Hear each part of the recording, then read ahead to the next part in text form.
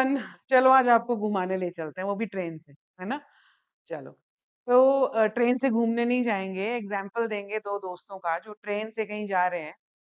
अब अगर उन दोनों दोस्तों को हम देखें तो एक दूसरे के रिस्पेक्ट में वो है रेस्ट पर।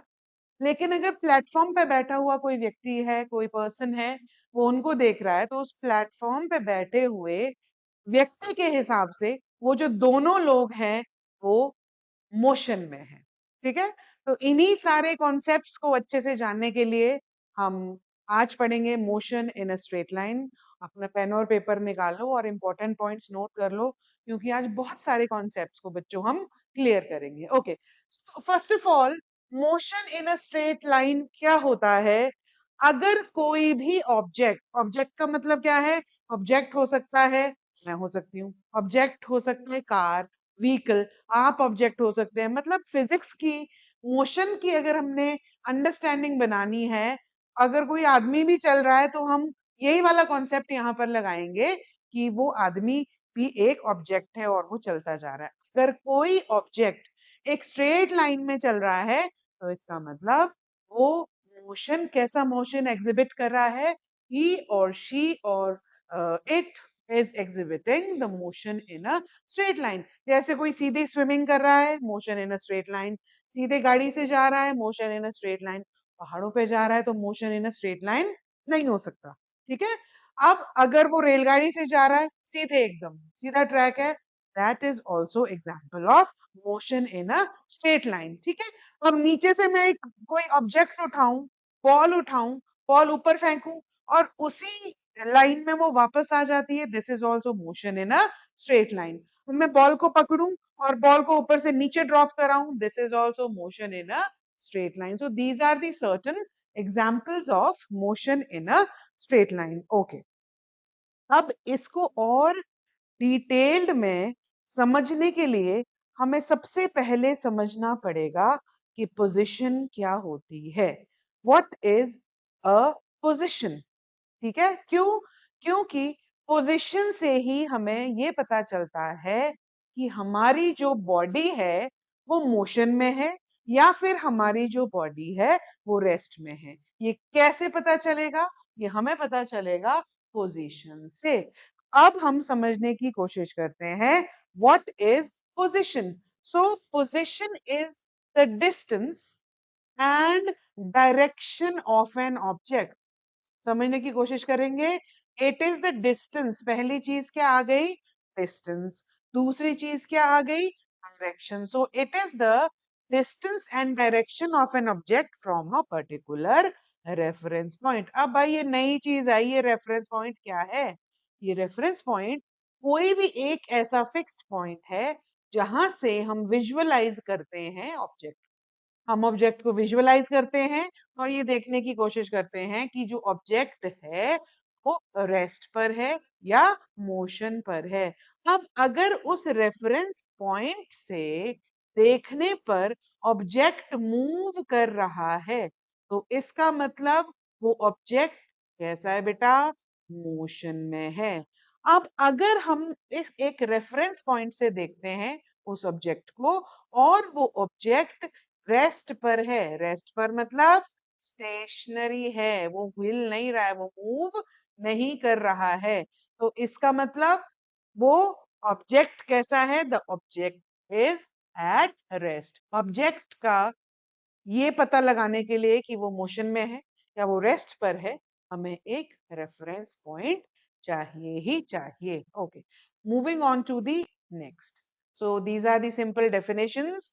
के लिए हमें टाइम इंटरवल समझने की बहुत ज्यादा जरूरत है, तभी हम आगे आने वाले न्यूमेरिकल्स कर पाएंगे। अच्छा, अपनी घड़ी में देखो टाइम क्या हुआ है, मेरे पास 1:14 हो गए हैं। Okay, so what is instant of time? An instant मतलब वो घड़ी, वो टाइम। जो इंस्टेंट ऑफ टाइम है, it is a single reading of the clock. मतलब कि अगर टाइम ड्यूरेशन की बात करते हैं तो उसमें क्या है? We are talking about 2 instants of time, कि मैं कितने बजे यहाँ से चली और कितने बजे अपने गैरेज में पहुंची। ठीक है, एग्जाम्पल, 10 बजे मैं चली और 10:05 पर मैं अपने गैरेज में पहुंची, तो टोटल 5 मिनट्स है। ठीक, अब हम कॉन्सेप्ट समझने की कोशिश करेंगे डिस्टेंस और डिस्प्लेसमेंट का। ओके, सो डिस्टेंस और डिस्प्लेसमेंट का अंतर समझने के लिए हमारे पास ये सबसे अच्छा एग्जाम्पल है। ठीक है, आप देखेंगे कि यहाँ पर एक हमारे पास जो एथलीट है, एथलीट हमारे पास दौड़ना शुरू करती है। ठीक है, वो पहुंचती है पॉइंट ए तक।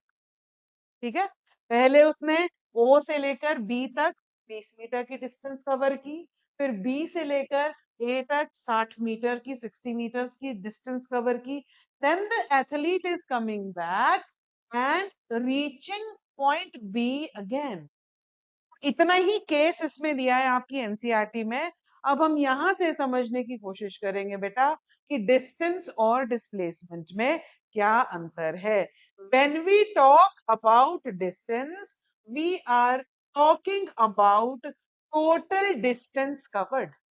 We are talking about total distance covered. But when we are talking about displacement, we are talking about the shortest distance. The shortest distance. तो shortest distance क्या होगी बेटा? Shortest distance होगी displacement. बॉडी कितनी displace हुई। ठीक है, shortest distance, और हम उसको कहां से मेजर करेंगे? From the start point. We are going to measure it from the start point. अब अगर हम यहां से ओ पॉइंट से इस एथलीट का डिस्टेंस देखेंगे तो कितनी कवर हुई? 20 meter plus again 60 meter plus again 60 meter from here. ठीक है, और यहां से इस पॉइंट से टोटल 60, इधर भी यहां से यहां भी 60 आएगी, यहां से यहां भी इसकी 60 आएगी। तो कितनी हुई? 60 60 120, एंड ये टोटल हो गई 140 मीटर डिस्टेंस हुई। 140 मीटर क्या हुई? डिस्टेंस हुई। इसने टोटल कितनी डिस्टेंस कवर की? But if we talk about displacement, displacement is the shortest distance. ठीक है, शॉर्टेस्ट डिस्टेंस कि कितना डिस्प्लेस किया उसने अपने आप को, तो वो हम यहां से समझेंगे। डिस्प्लेस कितना किया? आप देखेंगे इसको कि यहां थी हमारी एथलीट ओ पॉइंट पर, ओ पॉइंट से बी पॉइंट पर आई, तो डिस्प्लेसमेंट तो आप देख रहे हो सारी कितनी हुई है। डिस्प्लेसमेंट हमारे पास हुई है, इसको यहाँ पे हटा दें, डिस्प्लेसमेंट 20 मीटर की डिस्प्लेसमेंट हुई है ना। डिस्प्लेसमेंट हमारे पास, क्योंकि वो बी पर दोबारा पहुंची, ये इसको हटा देना। डिस्प्लेसमेंट हमारे पास कितनी हुई है? 20 मीटर की। तो डिस्प्लेसमेंट और डिस्टेंस में हमारे पास अंतर है।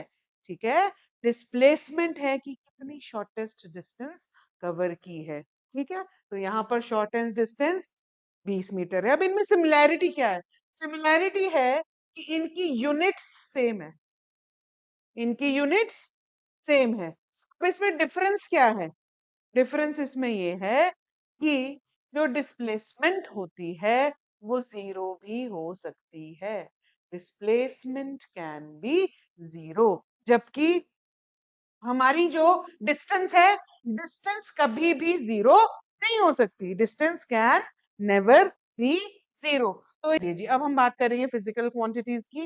When we talk about physical quantities, ये जो फिजिकल क्वांटिटीज है, सबसे पहले तो हम इसको मेजर कर सकते हैं। ठीक है, मानो मेरा कद है 5 फुट 3 इंच, छोटी हूं मैं बहुत, है ना, 5 फुट 3 इंच। ठीक है, तो अब ये क्या है?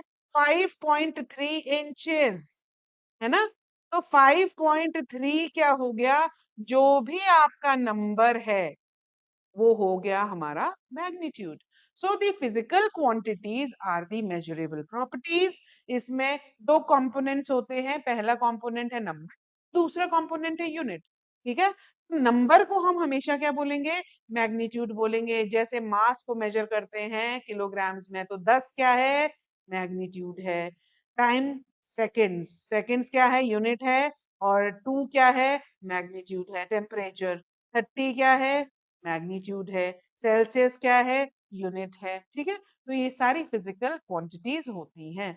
अब ये जो फिजिकल क्वांटिटीज होती हैं, ये दो तरीके की होती हैं। One is scalar quantity. अब देखो स्केलर है, ठीक है, तो मतलब इसके पास क्या होगा, सिर्फ मैग्नीट्यूड होगा, डायरेक्शन नहीं होगी।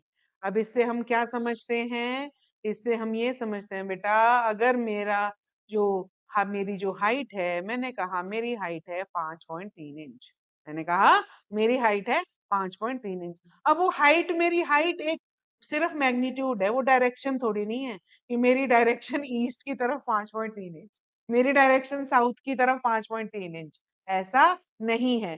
तो इसका मतलब कि हाइट के पास कोई दिशा नहीं है, कोई डायरेक्शन नहीं है।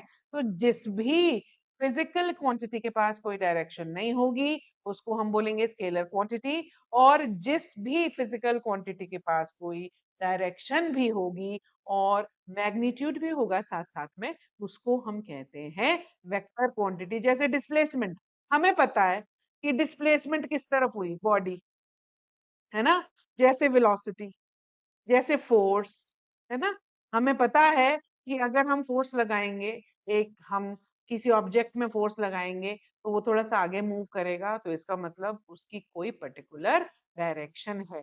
तो scalar quantities are the quantities which have only magnitude, and vector quantities are the quantities which have magnitude as well as direction. और इसमें जो डिफरेंस है वो आपके फाइनल एग्जाम में पूछा जाता है, what is the difference between scalar and vector quantities. चलो जी, अब आया इम्पोर्टेंट यहाँ पर एक क्वेश्चन, ठीक है। Okay, so this question says a ball is thrown vertically upward from point O. एक पॉइंट हमारे पास है O, यहां से upward एक बॉल हमने फेंका और वो 140 सेंटीमीटर तक B तक वो गया, ठीक है, 140 तक वो गया हमारा, ठीक है। उसके बाद ऑब्वियस सी बात है ग्रेविटी लगेगी, फिर वो धीरे धीरे वापस आया है, और वापस कहाँ आया है, स्ट्रेट लाइन में ही O तक पहुंच गया है, ठीक है। अब आप ये समझो कि यहाँ पर क्वेश्चन आपकी एनसीईआरटी, एनसीईआरटी का ही है ये, सारा का सारा एनसीईआरटी का है। Is this motion along a straight line? Yes, this is motion along a straight line.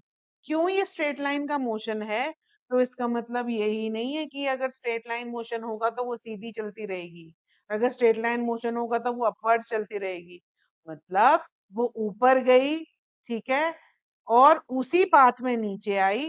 उस ऑब्जेक्ट का जो पाथ है, the path of the object is straight. So what does the motion in a straight line indicates? It indicates that the path of object is straight. Okay, चलिए जी।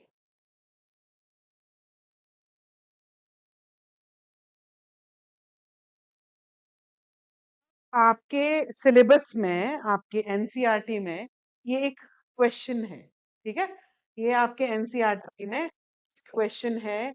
ये question क्या कह रहा है कि आपको ये जो मोशन दिया हुआ है, मोशन ऑफ अ बॉल, अब आपने डिस्टेंस और डिस्प्लेसमेंट के कॉन्सेप्ट्स के हिसाब से इसको सॉल्व करना है। तो हम, मैंने ये सॉल्व किया हुआ है ऑलरेडी, अब मैं समझाऊंगी कैसे, ठीक है। आप यहाँ पर देखेंगे कि जीरो से आपकी जो बॉल थी, है ना, वो अभी कहां पर थी, 0 सेंटीमीटर, पॉइंट क्या था, ओ, ठीक है। ओ से अगर बॉल चली और उसकी पोजीशन ओ पर ही है, मतलब बॉल यहीं पड़ी हुई है ग्राउंड में, कहीं हिली नहीं है ना, उसने डिस्टेंस कितनी ट्रेवल की? अब जब बॉल यहीं की यहीं है तो उसकी डिस्टेंस कितनी हो गई, 0। वैसे सेंटी, जीरो में कोई यूनिट्स नहीं लगते, फिर भी ठीक है, ठीक है। तो उसकी डिस्टेंस कितनी हो गई, 0, एक चीज। और डिस्प्लेसमेंट कितनी हुई? क्या वो बॉल डिस्प्लेस हुई? नो, वो बॉल डिस्प्लेस नहीं हुई, वो बॉल अपनी जगह पर है, उसकी कोई इनिशियल और कोई फाइनल पोजीशन नहीं है, ठीक है। अब इसमें उसकी डिस्प्लेसमेंट भी क्या आ गई, 0 आ गई। फिर यही बॉल जब हम अपवर्ड्स फेंक रहे थे, यही थी ना प्रॉब्लम, अपवर्ड्स फेंक रहे थे तो वो एक पॉइंट पर पहुंची, ए पर। वो किस पॉइंट पर पहुंची? ए पॉइंट पर पहुंची, डिस्टेंस कितनी हो गई 40, डिस्टेंस कितनी हो गई 40। ये प्रॉब्लम सिर्फ इसलिए दी है ताकि आप डिस्टेंस और डिस्प्लेसमेंट की कॉन्सेप्ट अंडरस्टैंड कर सको। Okay, again displacement, how much distance is it covering from the initial point, zero से थी, उसने 40 सेंटीमीटर कवर की है। कैसे?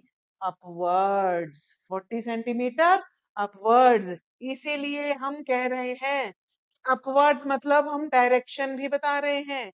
इसीलिए आप रिकॉल करना, displacement is a vector quantity.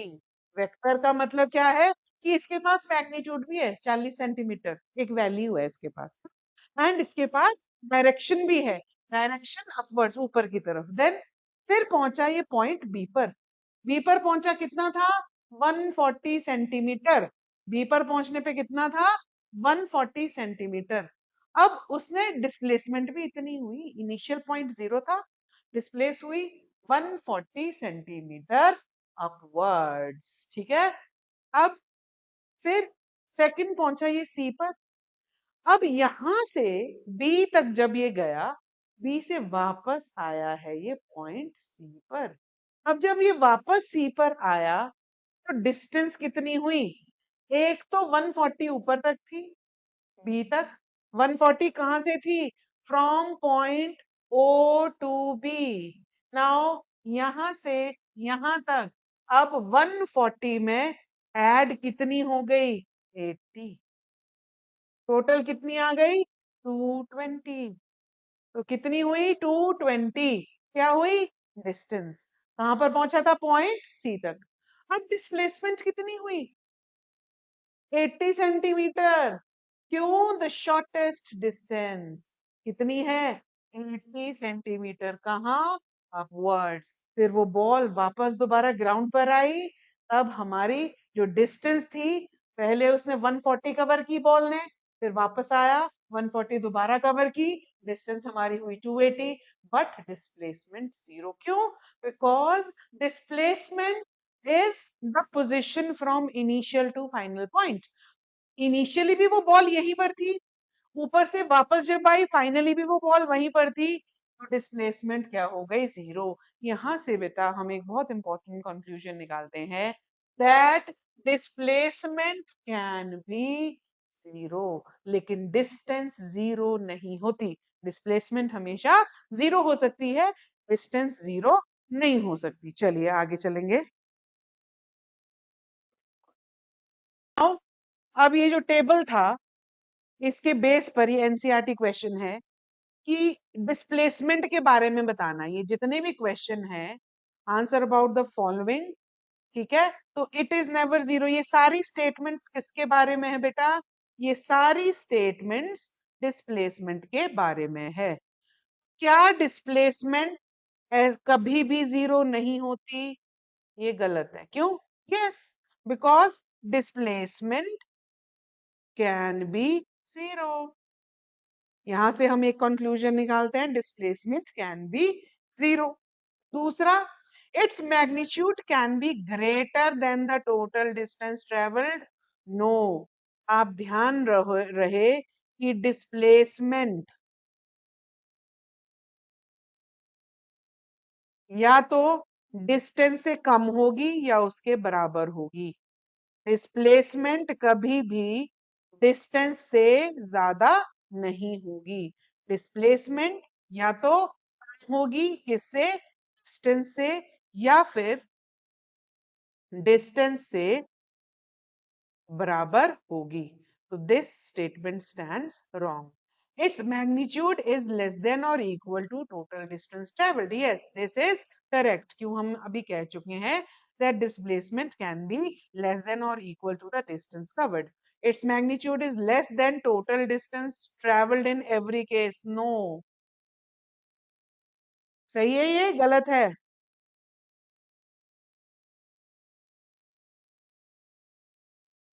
No, this is wrong. Why? Because its magnitude can be equal. Its magnitude can be equal to the distance in some cases. ठीक है, इसका जो है डिस्टेंस इक्वल हो सकता है इन सम डायरेक्शन। और टारगेट करते हैं कि जब आप घूमने जाते हैं मार्केट, ऐसे ही जाते हैं गेड़ी मारने के लिए, है ना, आप घूम रहे हैं और घूमने के बाद आप वापस आए, तो आपका जो पेट्रोल यूज हुआ वो किस पे डिपेंड करता है? वो डिस्टेंस पे डिपेंड करता है या डिस्प्लेसमेंट पे डिपेंड करता है? वो हमेशा और हमेशा डिस्टेंस पर ही डिपेंड करता है। क्यों डिस्टेंस पर डिपेंड करता है? क्योंकि अगर आप goes 10 kilometre to the market and come back to home, let us say, है ना, कि 10 किलोमीटर गए हम और फिर वापस आ गए, और वापस आने पे डिस्टेंस तो टोटल हो गई 10.10 20 किलोमीटर गाड़ी चली है। लेकिन इस केस में जब गाड़ी वापस घर पे दोबारा आ गई, तो हमारे पास डिस्प्लेसमेंट जो थी, वो डिस्प्लेसमेंट की वैल्यू क्या आ गई? जीरो। भाई अगर डिस्प्लेसमेंट की वैल्यू जीरो है तो गाड़ी तो चली है, गाड़ी तो पेट्रोल खाएगी। आजकल तो E20 E80, अब तो इथेनॉल आ रहा है पेट्रोल में, तो वो तो आपका पेट्रोल कंज्यूम करेगी ही करेगी। तो इसका मतलब सीधा सीधा क्या है? that it will depend upon the distance. Fuel will never depend upon the displacement. Okay. अब एक लास्ट कर लेते हैं, बाकी नेक्स्ट क्लास में कवर करेंगे। Motion of a ball on an incline track. When we talk about motion of a ball and incline track, तो क्या ये स्ट्रेट लाइन है? यस, स्ट्रेट लाइन मोशन तो है, लेकिन पाथ जो है वो इंक्लाइंड लाइन पर होता है। पाथ जो है किस पर होता है? इंक्लाइंड लाइन पर होता है। हम इसको ये नहीं कह सकते, सीधा तो है बट लाइन जो है, आप देखो यहाँ पे इंक्लाइंड प्लेन में इंक्लाइंड लाइन है। और हायर क्लासेस में अगर आप देखेंगे तो यहाँ पर एंगल यूज होगा, लेकिन अभी आपने इसका कुछ नहीं करना है। अभी आप सिर्फ ये समझो, yes this is motion in a straight line, but straight inclined line का मोशन है। दूसरा क्वेश्चन आपके पास यहाँ पर दिया है, can it be depicted using a horizontal straight line? No. अगर हम हॉरिजॉन्टल स्ट्रेट लाइन में कर देंगे तो ये तो केस चेंज नहीं हो जाएगा। ये तो इंक्लाइंड प्लेन से बॉल गिरा रहे हैं, इंक्लिनेशन का भी तो फर्क पड़ता है ना, तो ये केस चेंज हो जाएगा। So no, it can not be depicted using a horizontal straight line. However it can be depicted using an inclined straight line. Horizontal हम इसको सीधा ऐसा नहीं कर सकते कि हम इसको ओ से डी तक स्ट्रेट लाइन में रिप्रेजेंट करें, नहीं, हमें इंक्लाइंड लाइन में ही इसको represent. The ball is rolling down an inclined track. ठीक है। Total distance covered from O to A, O से चले ए तक कितना हुआ? 40। ठीक है। फिर डिस्प्लेसमेंट भी 40 थी, हमें पता है। वही हमने अभी जो वर्ड्स बॉल फेंका था, अब हम बॉल को इंक्लाइंड में फेंक रहे हैं। ठीक है। So we are throwing the ball in an inclined plane, sliding it down, and then visualizing two different aspects. One is the distance, another one is the displacement. Okay. So here the displacement from O to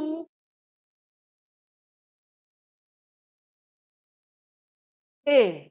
Okay, O to A is again, it is 40. Are they equal? Yes, they are equal. So distance here is equal to displacement. Again, when it will reach point B, the distance is 40 plus 10, 50, 50. Yes, they are equal. Displacement भी equal है। Then अब ये सी पर पहुंचे, सी पर पहुंचने पर equal है 70, यस इक्वल है। अब ये डी पर पहुंचे तो डी पर पहुंचने पर भी ये इक्वल है। ठीक है। दैट मींस जब हम इंक्लाइंड प्लेन की बात कर रहे हैं तो डिस्टेंस और डिस्प्लेसमेंट यहाँ पर हम देख रहे हैं that they are equal. So distance and displacement in this case they are equal. So we will be covering another topics in next class. Stay tuned in for next lecture, and in case if there are queries, please let me know, and please do support us. Thank you.